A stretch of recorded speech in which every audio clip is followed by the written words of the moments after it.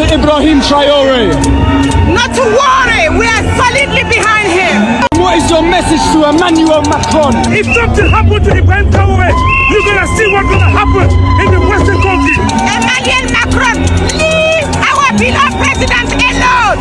Leave Africa with all the resources alone. It is ours. We are coming peacefully, but ready for war. Your time is done. Pack up your shit and leave. Ibrahim Traoré.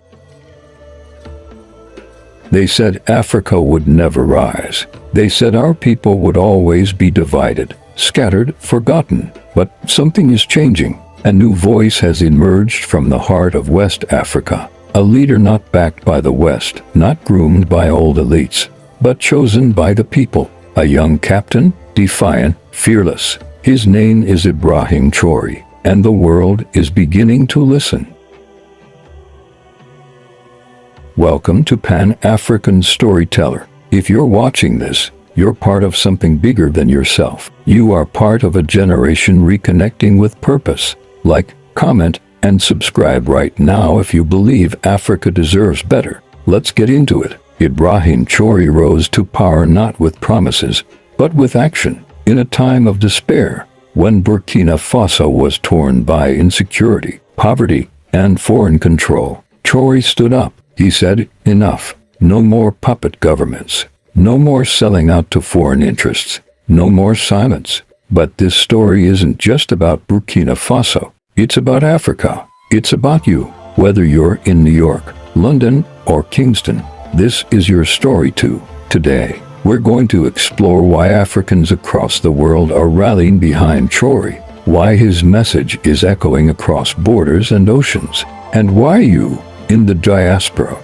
matter more now than ever before. Burkina Faso is changing. Under Traoré's leadership, new schools are being built. Rural areas long forgotten are seeing roads and clinics for the first time. Local soldiers, once abandoned, are now respected and supported. The country is reclaiming its natural resources. French mining companies are being pushed out. Foreign troops no longer dictate the nation's future. It's not just resistance, it's rebirth. And yet, this movement is under threat because history has taught us something painful. Every time an African leader stands tall, dares to dream of true freedom, they are targeted. We saw it with Patrice Lumumba, with Thomas Sankara, with Gaddafi. Yes, Muammar Gaddafi, a man as controversial as he was visionary. For decades, Gaddafi spoke of a united Africa. He dreamed of an African Union with a single military,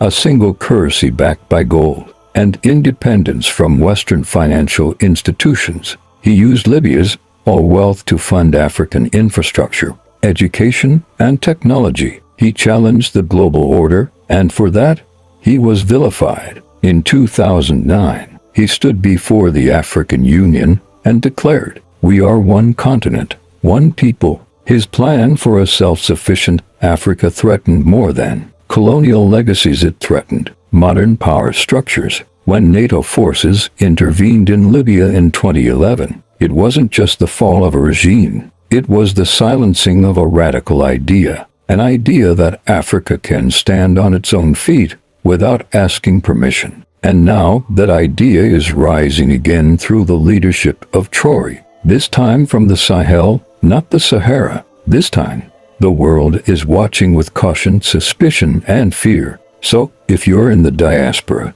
this is the time to act, not with weapons, but with your voice, your platform, your presence. Pause this video and comment, "Africa must rise." Then share this with someone who believes in the future of our people. Now let's talk about solidarity. From the streets of Paris to the corners of Kingston, people are gathering. Africans, Caribbean brothers and sisters, even Afro-descendants in Brazil and the US, holding flags, chanting Traoré's name, calling for an Africa that leads itself. In Jamaica, we've seen protests and poetry nights in his honor. In the Bronx, murals with his face. In Accra, young people talking about Pan-African unity like it's real again. Not a dream, but a movement. And that's where you come in. Because if you're watching this, It means you still care. You haven't given up on us. You haven't forgotten home. And maybe, just maybe, you've thought about going back. The truth is, Africa needs its children. Not just their money, not just their music, but their skills, their stories, their spirit. Imagine what could happen if doctors in Atlanta moved to Ouagadougou, if teachers in Kingston started schools in Bamako, if engineers from Toronto built clean water systems in Niger. This is how nations are reborn. If you're feeling that call, don't ignore it. Not everyone can return physically, but everyone can return spiritually. Like, comment, and subscribe to Pan-African Storyteller. This platform exists to bring us back together, one story at a time. Now, let's go deeper. What makes Traoré so powerful isn't just his age or his background. It's that he represents something many thought was dead. Hope. Hope that Africa can govern itself. Hope that leadership doesn't have to come from foreign embassies or colonial blueprints. Hope that maybe, just maybe, the future is African. He doesn't speak to please the West. He speaks to uplift the people. He reminds us of Sankara, but he is not a copy. He is his own revolution. And while Burkina Faso is still under threat, Traoré remains grounded. He refuses luxury. He wears military fatigues. He walks among his people. He talks like them. He listens. But he cannot do it alone. And here's the truth. No African leader ever can. The diaspora holds power. The media listens to you. The algorithms are shaped by your clicks. Your voice shapes the narrative. So, what can you do? Speak out. Post content. Correct the lies. Support African platforms.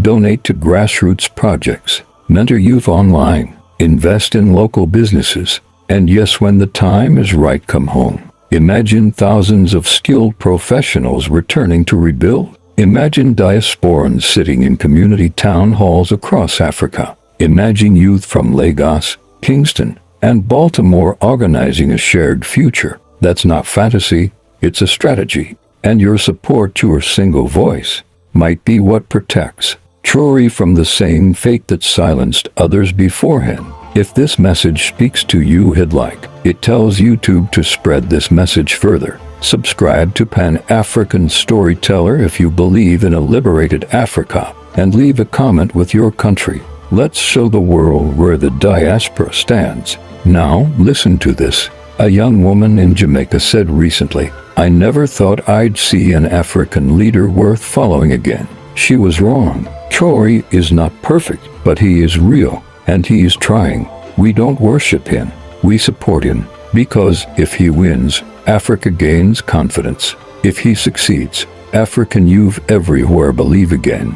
And if we stay silent, they will try to bury him like they buried so many before. We owe it to our ancestors not to let that happen. We owe it to our children to build a different future. So let's end this with a challenge. If you believe in Africa's rise, if you believe in unity, if you believe in power from within, then share this video, tag someone, start a conversation, correct a stereotype, say it proudly. Africa is rising, and I'm part of it. Thank you for watching. This is Pan-African Storyteller, and our story is just beginning.